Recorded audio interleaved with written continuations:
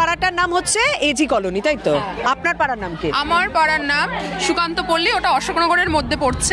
ছেলে ছোট চিটিংবাজ, এটা বাপ আসছে, বাপ বড় চিটিংবাজ, ও পালিয়ে গেছে 50 কোটি টাকা নিয়ে। প্লিজ এই ভিডিওটাকে শেয়ার করুন।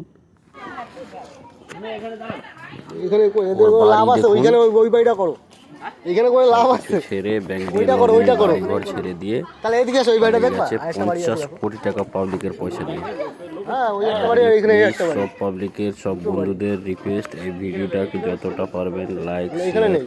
কমেন্ট করুন আর বেশি করে শেয়ার করুন। প্লিজ বন্ধুরা শেয়ার করুন, যাতে এই চিটিংবাজরা ধরা পড়তে পারে। আসবে আসবে, সবাই বলা হয়েছিল, আমরা গ্রুপে রয়েছি না, আমরা গ্রুপের দিয়েই তো খবরটা পাইছি। ভিডিও শেয়ার করলে এই চিটিংবাজটা যদি খুঁজে পাওয়া যায়, প্লিজ বন্ধুরা এই ভিডিওটাকে শেয়ার করবেন।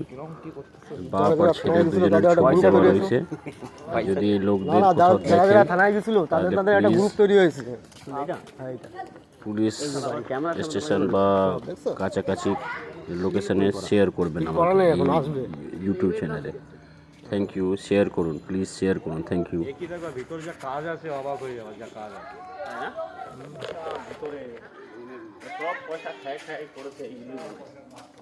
এইটা দেখো বড় চিটিংবাজের ঘর, সব পাবলিকের পয়সা, আমাদের পয়সা নিয়ে ঘর এসি ফেসি লাগিয়ে একদম টাইলস ফাইলস বসিয়ে নিয়েছে, ক্যামেরাও লাগিয়েছে আবার, তারপরে পয়সা নিয়ে পালা গেছে।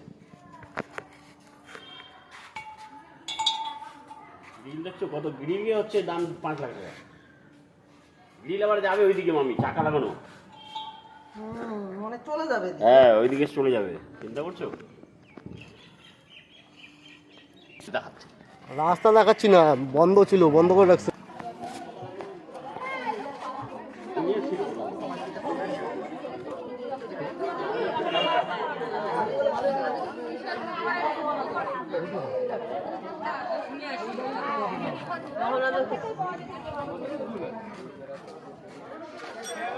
এই অভিতা বাড়ি বাড়ি দেখাচ্ছে, খালি বাড়ি দেখা হয় না।